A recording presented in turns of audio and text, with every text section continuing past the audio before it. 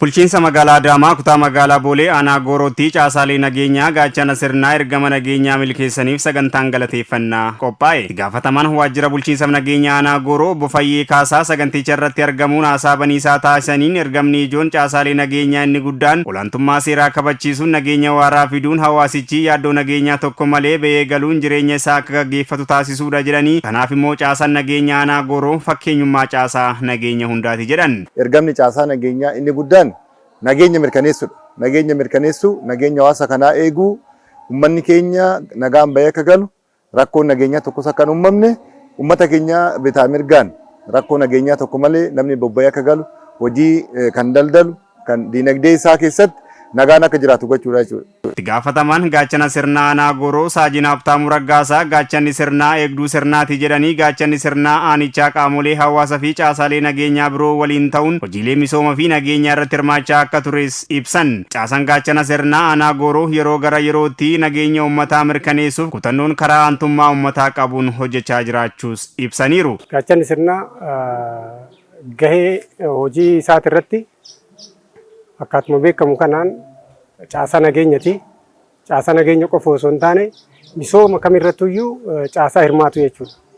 Caasaa humna waloo jedhamu keessaa caasaan inni tokkoffaan kan labsiidhaan hundaa'e gaachana sirnaa isa tokko kana waan ta'eef inni kun immoo misooma irrattis nageenya irrattis dhimma hunda irrattuu gaachana sirnaa kun hin hirmaata jechuudha. Maaliif gaachana sirnaa jechuun ka'umsa isaatirraayyuu dhiimoon isa jala jira waan ta'eef uummata gurmeessa dhiimoodhaan ijaaraa, uummata hin ijaaraa, nageenya naannoo isaa hin tasgabbeessaa, bilookii isaa keessatti nageenya jiru sana duwwaaressaa hin eegaa jechuudha. Uummatas nageenya irratti bobbaasetti roondii adda addaa godhee isa san walitti qindeessee abbummaadhaan qabata jechuudha. Itti aanuudhaan misooma kamirrattuyyuu magaala keenya keessatti wanni mul'atu kun misoomni hundi mul'atu kana keessatti hunda gaheen inni hin qabne hin jiru jechuudha. Itti gaafatamaan waajjira bulchiinsa nageenya kutaa magaalaa Boolee obbo Xillaa'oon Shumii kaayyoon sagantichaa caasaaleen nageenyaa ergama itti kenname osoo hin harcaasin galma gahiinsa fi hojii caaluuf xiiqii itti horuufi jedhan. Haalli sochii guyyaarraa dhimma gaachana sirnaa aanaa Gooroo mootoo kan darbeef galateeffannaa kan dhufuuf immoo ijaarumsa Imo lafa qabsiisuu jedhuun guyyaarraa aanaa Gooroo duratti kan godhame yoo ta'u yeroo sadaffaadhaaf jechuudha kun. Sababni isaatis aanaa sadii irratti godhameera.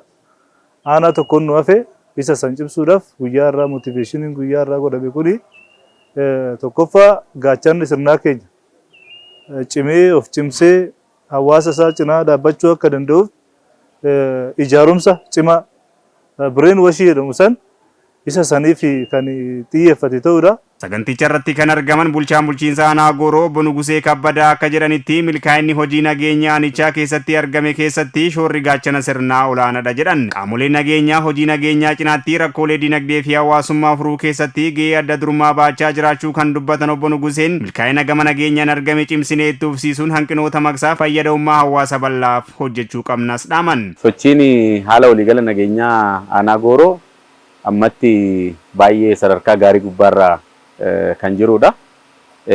Sadarkaa gaarii gubbaarra jira gaafa jennu immoo akka laayyootti kan dhufe miti. Hojiin guddaan hojjetameeti. Nageenyi aanaa keenya keessatti akka mirkanaa'u hawaasa keenya ijaarreeti. Caasaa nageenyaa cimaa ta'e, caasaa nageenyaa halkanii guyyaa of kennee hojjechuu danda'u. Caasaa nageenyaa kallattii hundaaniyyuu waan hundarratti hirmaachuu danda'u waan ijaarreef hojiin nageenyaa sadarkaa aanaa keenyatti ammatti sadarkaa fooyyee gubbaarra sadarkaa gaarii gubbaarra gahuun danda'amee jira. Sagantaa galateeffannaa kanarratti kan argaman itti gaafataman gaachana sirnaa magaalaa Adaamaa obbo Baayisaa Tolaa caasaan gurmaa'insa gaachana sirnaa magaalichaa yeroo ammaa ergama itti kenname fiixa baasuu irratti hojiilee boonsaa hojjechaa jiraachuu kaasanii akka magaalichatti yeroo ammaa caasaa gaachana sirnaa 54 jiraachuus dubbatan. Gaachanni sirnaa gurmaa'insi isaa ijaarumsi isaa maal fakkaata kan jedhuu fi gurmaa'insi isaa bifa bareedaadhaan qaamarraa saglii tuutaa fi humna cifraadhaan birgeediin izziidhaan gurmaa'eetti sadarkaa magaalaatti jira. Hundi isaa guutuun isaa ijaarama gaariidhaan lafa qabatee jira jechuudha. baay'inni isaa kutaa magaalaa jaanirraa ganna miseensa 54,000 ol qabna. Karoorri keenya 84,000 oli. Isa immoo waggaan leenjifachaa itti guuttachaa karoora sanarra dhaqqabuuf sadarkaa sanitti fiduuf deemna jechuudha. Caasaaleen gaachana sirnaa saganticha irratti qooda fudhatan gama isaaniitiin nageenya aanaa fi qaxanaa isaanii amansiisaa gochuuf yeroo kamuu caalaa caasaa nageenyaa sadarkaan jiru waliin qindaa'uun hawaasni aanichaa nagaan bahee akka galuuf hojii jajjabeessaa hojjechuuf sagantaan galateeffannaa qophaa'e kun kutannoo addaa isaanitti kan uume ta'us dubbatan. Ijaarama Imootiin uummanni keenya wal ga'ee gaachana sirnaa abbaan sirnicha ana.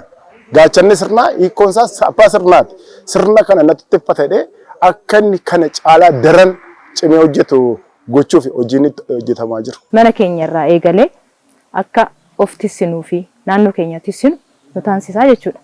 Sirni galateeffannaa kun immoo akka nuti haamilee keenya irra caalaa cimsannuu fi akka of duratti kaayyoo keenya irraa of duuban deebinee nu taasisaa jedheen abdadha. Mura sagantaa galateeffannaa kanarratti caasaalee gaachana sirnaa hooggansaa fi qaamolee birootiif sagantaan beekamtiis kennamee jira.